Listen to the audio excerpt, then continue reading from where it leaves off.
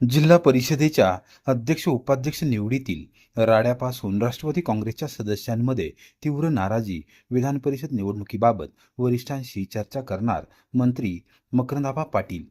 सातारा जिल्हा परिषद अध्यक्ष आणि उपाध्यक्ष निवडीच्या वेळी झालेल्या गोंधळ आणि राड्याच्या पार्श्वभूमीवर राष्ट्रवादी काँग्रेस पक्षाच्या जिल्हा परिषद सदस्यांमध्ये तीव्र नाराजी आणि भावना आहेत.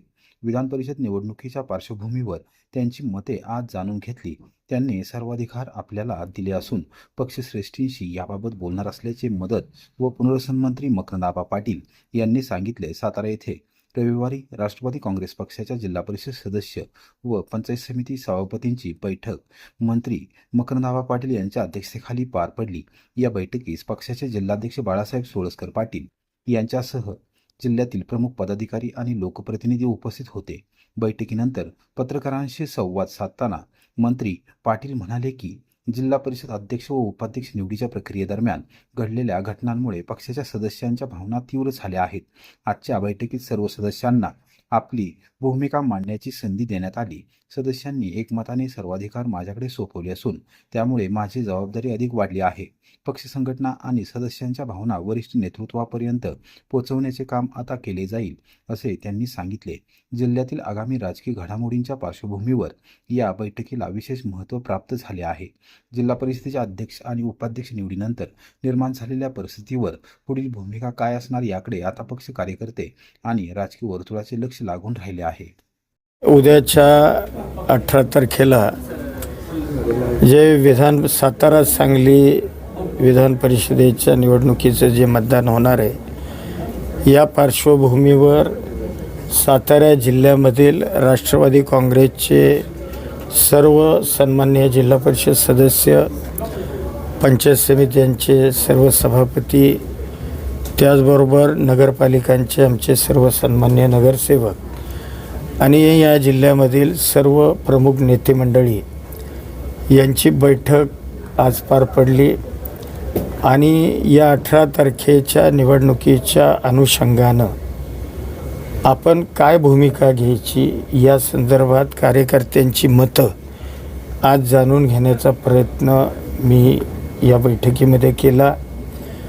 त्या पद्धतीनं मग प्रत्येक ज्याला कोणाला वाटलं त्या कार्यकर्त्यांनी डायसवर येऊन आपलं स्पष्ट आणि प्रामाणिक मत देण्याचा या ठिकाणी प्रयत्न केला.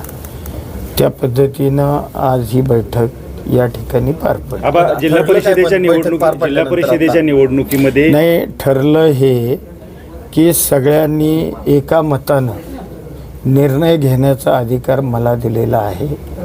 सगळ्यांनी एकामुखानं सांगितलं की आबा भावना आमच्या जरी काही असतील तरी तुम्ही जो निर्णय घ्याल या निर्णयाच्या पाठीशी या जिल्ह्यातला राष्ट्रवादी काँग्रेसचा सर्व मतदार हा राहील अशा पद्धतीची ग्वाही एकमतांनी सगळ्यांनी दिली आणि हा अधिकार मला त्यांनी दिलेला आहे. त्यामुळं हा आता पुढं भविष्यात हा निर्णय जो मी घेईन त्या पद्धतीनं सगळे जिल्हा परिषदेच्या निवडणुकीमुळे तुमचा निर्णय ठरलेला नाही. हो, आता भावना सगळ्यांनी व्यक्त केल्या. ज्या काही कटू चांगल्या काही भावना असतील त्या व्यक्त करण्याचा प्रत्येक सभासदांनी प्रयत्न केला. मी माझं मत त्यांना सांगितलं. त्या पद्धतीनं त्यांनी सगळ्यांनी एकमुखानं निर्णय घेतला की निर्णय जो काही उद्या घ्यायचा आहे तो निर्णय एकमुखाने मकरंद पाटलांना आपण हा अधिकार आबांना देऊ. आबा जो निर्णय घेतील त्या निर्णयाप्रमाणे या जिल्ह्यामधला मग नगरपालिकांचे नगरसेवक असतील, जिल्हा परिषदेचे सदस्य असतील, त्याचबरोबर आमच्या सभापती पंचायत समित्यांचे असतील, त्या पद्धतीनं ते भूमिका घेतील. महायुतीतील उमेदवाराला मतदान करण्याचा निर्णय अजून तळ्यात मळ्यातच आहे का तुमच्याकडनं? नाही, आता आज मला अधिकार तर दिला आहे ना. म्हणजे आज मला आज ऐकून घ्या. आजची बैठक ही पहिल्यांदा तुम्हाला सगळ्यांना जिल्ह्यामध्ये कल्पना आहे की जे काही मागं घडलं या घटना या अनुषंगानं असणाऱ्या मतदारांच्या भावना ह्या तीव्र स्वरूपाच्या होत्या. त्या ऐकून तर मला घेणं गरजेचं होतं. आज त्यांना त्यांच्या भावना ह्या मोकळ्यापणानं मांडण्याकरता आजची बैठक मी आयोजित केली होती. त्या पद्धतीनं ज्याला कुणाला वाटलं त्यांनी भूमिका आज या पक्षाच्या व्यासपीठावर मांडल्यात आणि त्यांनी सगळ्यांनी ठरवलं की या निवडणुकीचा निर्णय जो काही घ्यायचा तो मकरंद आबांना आपण एका मतानं सगळ्यांनी अधिकार देऊ असा निर्णय आज त्यांनीच बैठकीमध्ये पण घेतला. भाजपला अजूनही राष्ट्रवादी आणि शिवसेनेची धास्ती आहे.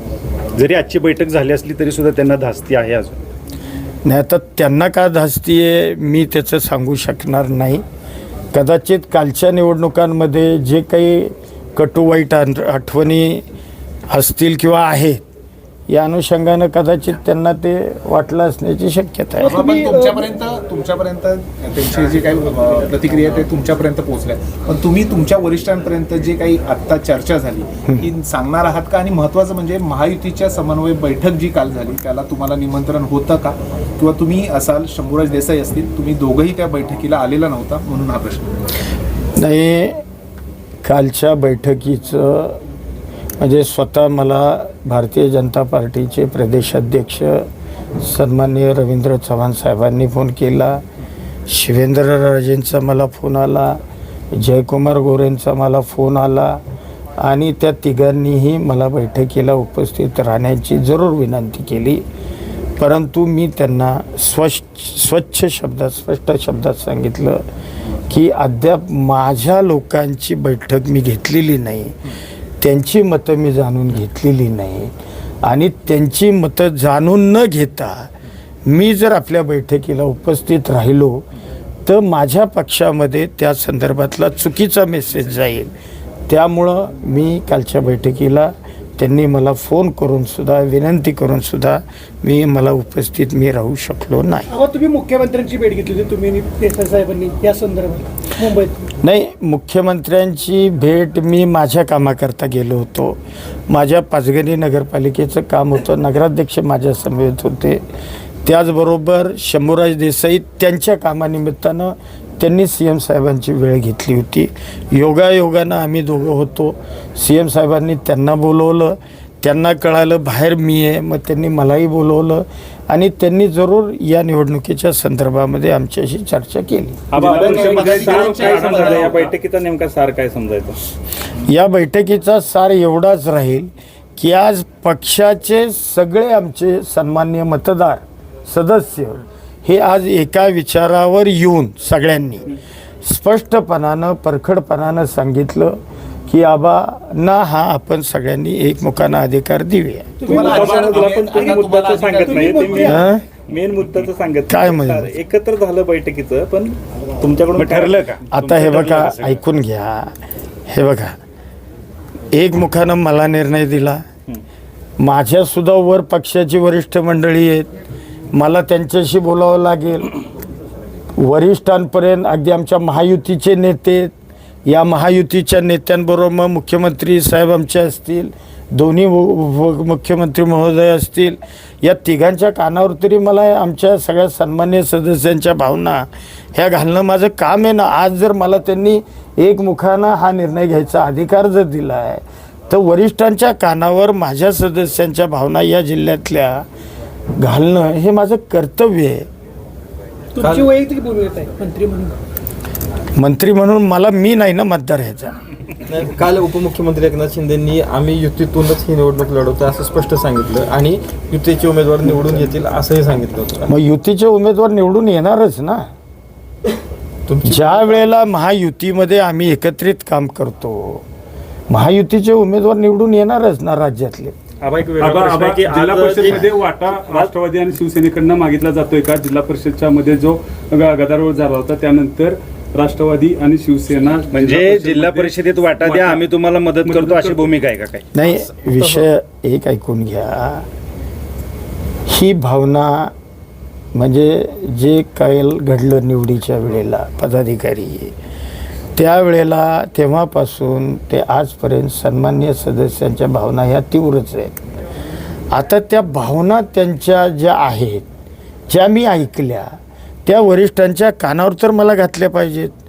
मग जे घडलं तो विषय असेल, जे उद्या काही करणार आहात तो विषय असेल, किंवा सन्मानाची वागणूक देण्याचा विषय असेल, हे विषयच आहेत यामध्ये की आम्हाला बाबा सन्मानाची वागणूक दिली गेली पाहिजे.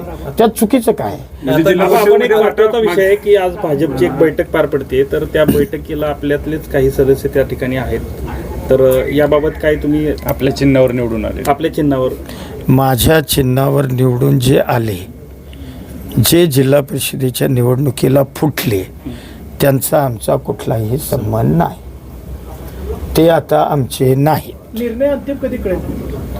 निर्णय आता वरिष्ठ ज्या वेळेला वरिष्ठांशी आम्ही चर्चा करू, म्हणजे आमच्या महायुतीचे जे तिन्ही नेते आहेत, या तिन्ही नेत्यांशी चर्चा करून, कारण आता मतदानालाही 4 दिवस राहिले, त्यामुळं लगेचच निर्णय आम्ही त्यांच्याशी चर्चा करून घेऊ. शेवटच्या टप्प्यात आहे. बरं, आता मी आज रात्री सांगली जिल्ह्याची बैठक लावली. सांगली जिल्ह्यातली राष्ट्रवादी काँग्रेसच्या सगळ्या प्रमुखांची आणि सन्मान्य सदस्यांची सांगलीची आज रात्री मी एकत्रित बैठक लावलेली आहे.